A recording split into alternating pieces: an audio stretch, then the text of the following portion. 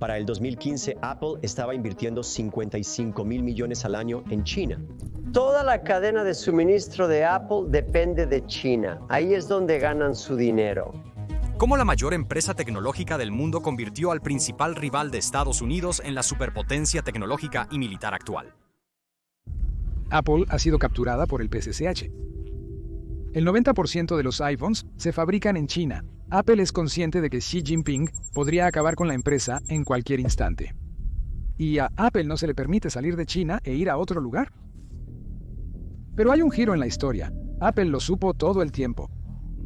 De hecho, son uno de los mayores actores que apoyan al PCCA. Han invertido cientos de miles de millones en el régimen, como ninguna empresa lo ha hecho antes. 55.000 millones anuales desde 2015 para ser precisos. Eso es $500 millones en total en solo los últimos 10 años. Más de 10 veces la ley Creating Helpful Incentives to Produce Semiconductors del presidente Biden o la iniciativa Golden Dome del presidente Trump. Es mucho dinero. Nada dice diseñado en California como $500 millones para Beijing. Así que intentemos entender cómo Apple llegó a esta situación. En 1999, ningún producto de Apple se fabricaba en China y la empresa no vendía nada en ese país. Después de una década, casi todos los productos de Apple se producían en China, que se convirtió en uno de los mayores mercados de la compañía. Tengo una advertencia seria sobre este video. Este es un tema delicado para el PCCH, por lo que los medios tradicionales evitan abordarlo. No mucha gente habla de esto. Si puedes, por favor, pulsa me gusta y suscríbete abajo para ayudar al video. Realmente hace una diferencia. Especialmente porque YouTube favorece el contenido convencional y no siempre promueve videos sensibles, particularmente los críticos con el PCCH. Recuerda, incluso un solo me gusta puede ayudar a difundir esta verdad. Continuemos con el video. Este cambio se explica por lo ocurrido en 1996. Apple estaba a punto de ir a la quiebra con una asombrosa pérdida de 740 millones ese año. Eso es alrededor de 1.500 millones en el dinero de hoy. La empresa contrató a un abogado del capítulo 11, ya que estaban cerca de incumplir sus pagos. Aunque parezca increíble considerando el éxito posterior de Apple, en ese momento la empresa estaba perdiendo frente a sus competidores en el mercado de las computadoras. De hecho, fue en esta época cuando Apple vendió el mordisco que falta en su logo. Sí, historia real.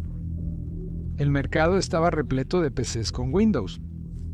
Debido a que todos tenían componentes estándar, surgió un nuevo modelo de negocio llamado fabricación de contratos electrónicos o subcontratación. Básicamente, las empresas de PC ordenaban a otras empresas que fabricaran los componentes y realizaran el ensamblaje por ellos. Los mismos contratistas externos podrían suplir a toda la industria de PC, generando grandes economías de escala.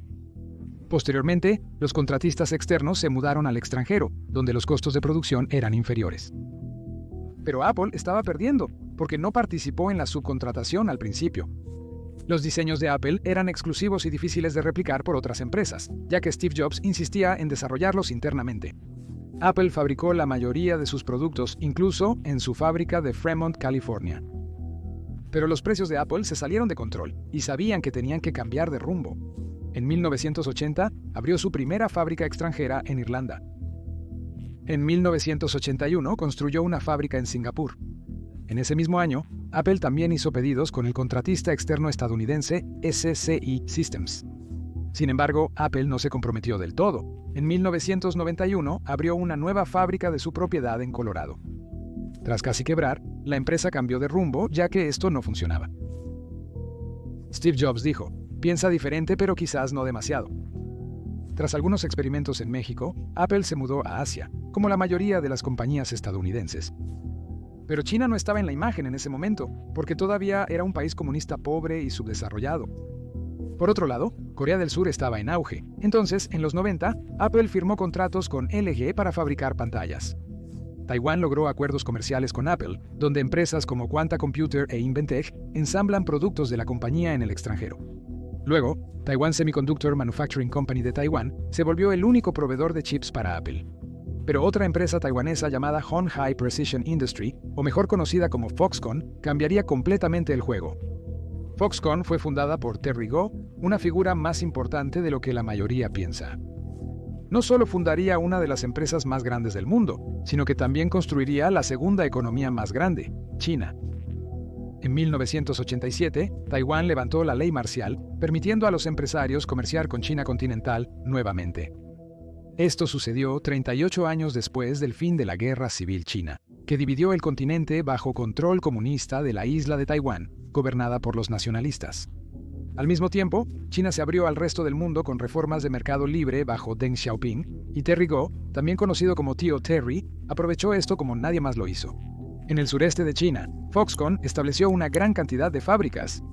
Construyó una ciudad entera dentro de Shenzhen, donde se emplean hasta 500,000 de trabajadores, y dispersas por toda China, hay muchas más fábricas de Foxconn. Aparte de Deng Xiaoping, nadie ha hecho más para desarrollar China que el tío Terry. No solo construyó una empresa, sino que aceleró la industrialización de China. Detrás del ascenso de Foxconn se encuentra una empresa aún más grande, Apple. En cuestión de unos 10 años, Apple pasaría de no comprar nada de Foxconn a comprar casi todo de la empresa. Foxconn comenzó a ensamblar modelos iMac G3 en el año 2000 tras obtener su primer contrato.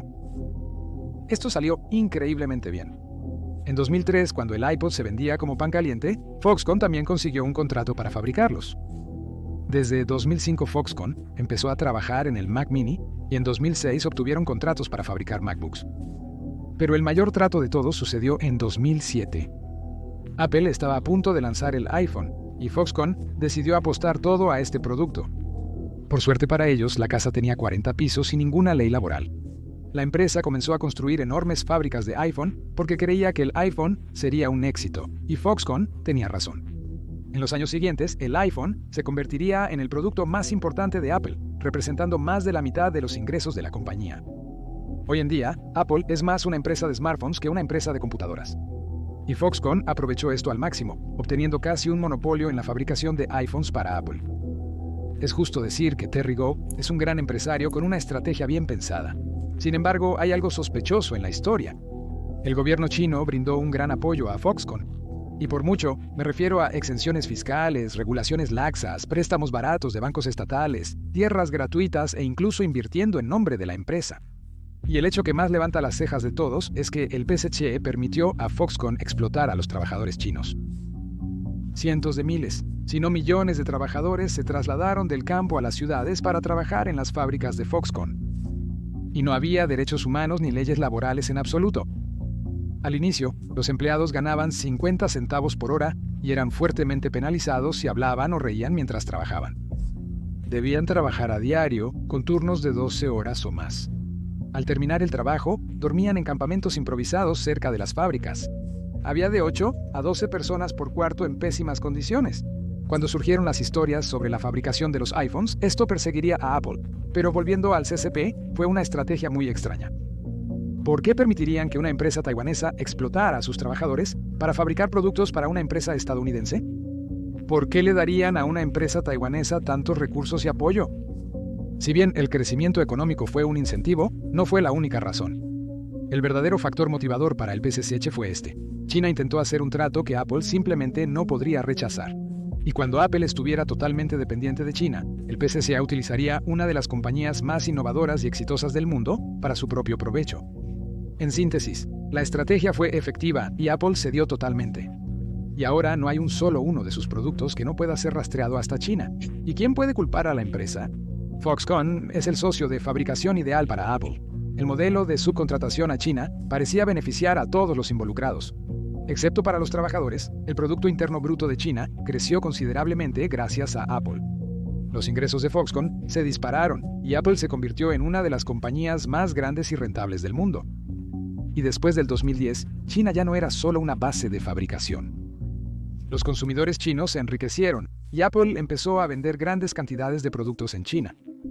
Los iPhones se volvieron un símbolo de estatus en el país, aún más que en Estados Unidos. Así que para el 2015, los ingresos de Apple en China alcanzaron casi $60,000 millones, el 25% de su negocio total. China ha sido uno de los mercados de mayor crecimiento para Apple en años recientes. La estadística más loca es que en el segundo trimestre de 2023, China superó brevemente a los Estados Unidos en términos de ventas de iPhone. Es seguro decir que Apple no sería una empresa de 3 billones hoy si no fuera por China. pero han comenzado a mostrarse grietas en la estrategia de Apple en China. Se rumoreaba que Apple era cómplice de terribles violaciones a los derechos humanos en China. Se ha reportado que Foxconn emplea a menores de edad en supuestas prácticas profesionales. También ocurrieron varios suicidios de empleados en Foxconn en 2010. Desde entonces, Foxconn ha instalado redes alrededor de la fábrica para prevenir suicidios. Nada dice que nos importa cómo rodear tu edificio con redes de calidad de trampolín. Hay informes que indican que Foxconn utiliza mano de obra esclava de uigures en Xinjiang para fabricar productos de Apple. Todo esto es una terrible relaciones públicas para Apple. La empresa se disculpó, realizó auditorías e informes, pero el problema persistió. Esto se debe a que el modelo de negocio de Foxconn se basa en salarios bajos, lo que implica un bajo bienestar y derechos humanos limitados para sus empleados. Como se mencionó, las autoridades chinas respaldan esto, ya que tratan a los obreros casi como ciudadanos de segunda clase.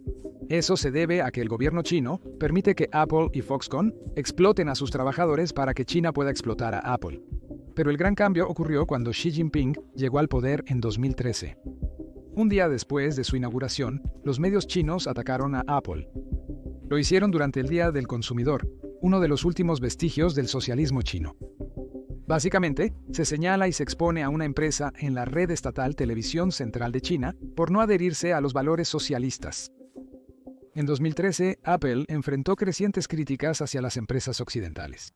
Medios estatales chinos afirmaron falsamente que Apple ofrecía peores garantías a los consumidores chinos en comparación con el resto del mundo. El problema real era que muchos iPhones eran vendidos por revendedores falsos, haciéndose pasar por tiendas de Apple. Apple lanzó una corrección, pero fue una mala idea. En los siguientes días, Apple fue atacada por todos lados por los medios y funcionarios del PCCH. Tim Cook, el nuevo director ejecutivo de Apple, finalmente cedió. Se disculpó sinceramente y expresó su gran respeto por China. Luego, implementó en China una política de garantía superior a la disponible para los consumidores estadounidenses. Pero el tema no eran las políticas de garantía. Obviamente, era una señal de que Xi Jinping comenzaría a aumentar la presión sobre Apple, y Apple no estaba sola en esto. Las multinacionales estaban siendo atacadas desde todos los frentes. En 2014, al menos 30 empresas extranjeras fueron investigadas por monopolio en China. Qualcomm, fabricante de chips estadounidense, fue fuertemente sancionado con una multa de $1.000 millones por el PCPCH. También tuvieron que iniciar empresas conjuntas en China, lo cual es peor de lo que suena. Qualcomm solo podía operar en China si el 50% de sus negocios eran propiedad de una empresa china. Esta empresa china entonces podría robar toda su propiedad intelectual, abandonar la asociación y copiar su negocio. Otras empresas occidentales como Facebook y Google ya estaban vetadas en China en aquel entonces, lo cual tampoco auguraba buenos presagios para Apple. Tim Cook debía evitar esto. Ahí fue donde se volvió creativo.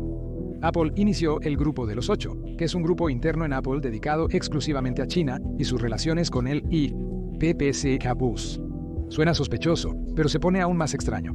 El grupo notó que Apple solo puede evitar problemas en China si ayuda al PCCH a lograr sus metas, por lo que eso hicieron.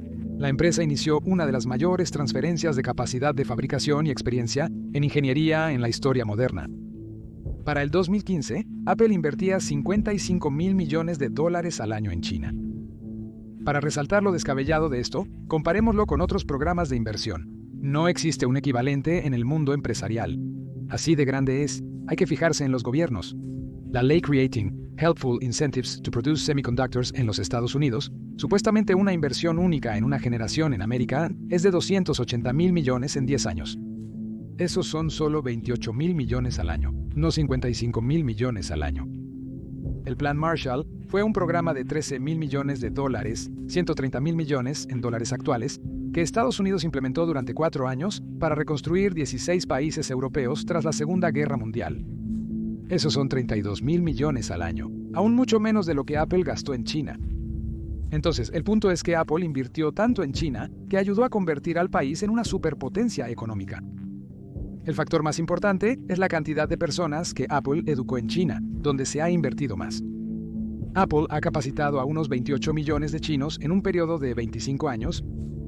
Esta cifra incluye tanto trabajadores de fábrica de bajo nivel como una parte considerable de ingenieros. Apple ha enviado a ingenieros destacados de América a China para enseñar a los empleados chinos a mejorar la fabricación. Apple ahora tiene más ingenieros en China que en Estados Unidos. En 2017, Tim Cook mencionó que en Estados Unidos, en una reunión de ingenieros de herramientas, quizás no se llenaría la sala. En China, podrías llenar varios campos de fútbol. Con sus enormes inversiones, Apple se ha convertido en el mayor educador individual de ingenieros chinos. Las consecuencias de esto son enormes. Este conocimiento de ingeniería no solo se quedó con los empleados de Apple. Los ingenieros chinos de Apple fueron a universidades chinas y a empresas chinas, donde enseñaron y aplicaron lo que aprendieron en Apple. Apple no solo se enfoca en la educación, sino que también contribuye a construir y respaldar una completa cadena de suministro en China. Porque ya no es solo Foxconn, hay toda una lista de fabricantes de componentes en China. En la lista de proveedores de 25 páginas de Apple, apenas hay proveedores que no estén fabricando componentes en China. La cadena de suministro está cada vez más controlada por el PCC Edge, formando parte de la llamada cadena de suministro roja. Pero también es la principal razón por la que Apple no puede irse, como veremos luego. Ahora, esta transferencia de experiencia y capacidad de fabricación hizo maravillas para la economía china. Sin el respaldo de Apple, China no estaría tan cerca de Estados Unidos en cuanto a tamaño económico. Porque Apple convirtió a China en lo que es hoy con sus masivas inversiones. No se trata solo del Producto Interno Bruto. Alexander Hamilton, uno de los padres fundadores de América, tuvo palabras sabias al respecto. Dijo que no solo la riqueza, sino la independencia y seguridad de un país parecen estar materialmente conectadas con la prosperidad de los fabricantes. La manufactura tiene un doble uso. Crea empleos y es necesaria para el ejército. Si eres bueno en la manufactura, también puedes hacer misiles, tanques y drones. Aunque un iPhone es muy distinto de la tecnología militar, las máquinas y el conocimiento utilizado no están tan alejados tampoco. Las máquinas usadas para fabricar carcasas de iPhone también pueden emplearse en la producción de misiles. Las líneas de montaje robóticas masivas también pueden ser utilizadas durante tiempos de guerra, y la logística de hacer cientos de millones de productos de alta gama cada año es bastante similar a la logística de hacer bienes militares. Pero lo más importante, Apple ha entrenado a decenas de miles de ingenieros en China, y ellos pueden fabricar hardware militar avanzado. Eso es exactamente lo que Xi Jinping quería desde el principio. En 2015, lanzó la iniciativa Hecho en China 2025. Con sus objetivos estratégicos de fabricación, aspiraba a ser uno de los actores más poderosos del mundo. 10 años después, podemos decir que Apple ayudó mucho a China con esto. Como dicen los comunistas, los capitalistas nos venderán la soga con la que los colgaremos. En los años siguientes, Apple haría más para complacer al PCC. En 2017, Apple eliminó las aplicaciones VPN de la App Store en China. Esto fortaleció la gran muralla informática de China del PCC. Sin VPNs, los usuarios de Internet en China no pueden evitar el aislamiento del resto del mundo impuesto por este muro virtual. En ese año, Apple quitó la app del New York Times de los dispositivos en China. Apple empezó a guardar toda la información de sus usuarios chinos en un centro de datos perteneciente a una compañía estatal china. Tanto para el fuerte compromiso de Apple con la privacidad del usuario. El nuevo lema de Apple debería ser: no pasarás el gran cortafuegos. Posteriormente, se eliminaron de la App Store china las plataformas de podcast y las aplicaciones para leer el Corán y la Biblia. En las protestas de 2022 se limitó la función AirDrop para evitar la rápida difusión de información. Apple retiró recientemente WhatsApp y Threads de la App Store en China. Con todas estas pruebas, está bastante claro que Apple se está vendiendo al PCC. Es impactante viniendo de una empresa de Estados Unidos, pero la historia se está volviendo aún más loca ahora. Estados Unidos y China han tenido problemas recientes por el comercio, con el presidente Trump buscando repatriar la manufactura a Estados Unidos. Debido a los aranceles, hay incentivos para que Apple regrese. Trump amenaza con un arancel del 25% en iPhones fabricados en el extranjero. También hay un riesgo geopolítico creciente para Apple. Cuando Estados Unidos y China realmente entran en conflicto por algo como Taiwán, Apple está en problemas. China podría usar su control sobre Apple como arma, revocando su licencia de exportación y llevando a la quiebra a una de las mayores empresas de Estados Unidos. Aunque esto también será doloroso para China, el daño psicológico y financiero para los Estados Unidos valdrá la pena para Beijing. Además, Apple depende al 100% de Taiwan Semiconductor Manufacturing Company en Taiwán para sus chips, lo que complica aún más la situación. Una guerra por Taiwán terminará con Apple de una forma u otra. Para mitigar riesgos geopolíticos, Apple planea mudarse a India y Vietnam, aprovechando la mano de obra económica y diversificándose fuera de China. Apple planea que para finales de 2026, la mayoría de los iPhones vendidos en Estados Unidos sean fabricados en India. En marzo, India exportó a Estados Unidos un récord de 600 toneladas de iPhones, valuadas en $2.000 millones, Los contratistas de Apple en India, Tata y Foxconn, están expandiendo velozmente la producción en ese país. Aunque esto es bueno para las relaciones públicas y evitar aranceles, no ayuda mucho en realidad. El ensamblaje, el paso final y más fácil de mover en la cadena de suministro de Apple, se realiza en India y Vietnam, pero esto no resuelve la dependencia de la empresa con China. Mientras tanto, la duda es si China dejará que Apple se marche. Actualmente, Apple posee cerca de 47,000 millones en propiedades, plantas y equipos, principalmente ubicados en China. Es propiedad de Apple, pero lo utilizan sus contratistas externos. Especialmente las máquinas son un gran problema, porque están diseñadas por Apple mismo para fabricar los teléfonos, laptops y computadoras. Pero China no está dejando ir estas máquinas. China está retrasando o saboteando los envíos de máquinas de Apple fuera del país. Aunque Apple es dueño de las máquinas, China controla la salida. Lo que hace la situación aún más complicada es que Apple capacitó y educó a millones de trabajadores y miles de ingenieros en China. No se mudarán a India o Vietnam, y será muy difícil y costoso capacitar a nuevas personas en esos países. Además, cuando Apple se vaya, existe el riesgo de que China robe propiedad intelectual. Ya ha habido varias historias de empleados chinos robando secretos comerciales de Apple. Es probable que competidores chinos como Huawei hayan copiado algunas cosas y se hayan beneficiado de la cadena de suministro que Apple construyó en China, obteniendo componentes de los mismos proveedores locales. Pero si Apple se va, China podría llegar al extremo de simplemente copiar todo. Me encantaría concluir el video de manera positiva. Apple anunció que invertirá $500,000 millones en Estados Unidos en los próximos 4 años, pero desafortunadamente, eso también es un truco de relaciones públicas. El anuncio de Apple indica que solo crearán 20,000 puestos de trabajo en Estados Unidos. 25 millones por empleado no parece una buena proporción. Y con 20,000 nuevos empleados, obviamente Apple no está trasladando su producción de China a los Estados Unidos. Se promete construir una fábrica en Houston, Texas, expandir la manufactura en Arizona e iniciar una academia americana de manufactura. Pero la mayoría del dinero probablemente se destinará a centros de datos y computación si es que se gasta. Si miramos las promesas pasadas de Tim Cook, solo podemos ser escépticos. En 2021, prometió invertir $43,000 millones en 5 años en Estados Unidos para generar 20,000 empleos. En 2018, prometió invertir $350,000 millones en 5 años, también para crear 20,000 empleos, porque queremos ayudar a América. Apple hace la misma promesa cada vez que un nuevo presidente de Estados Unidos se preocupa por China. Y tampoco son muy creativos porque prometen los mismos 20,000 empleos cada vez. A este ritmo, Apple solo fabricará anuncios en América.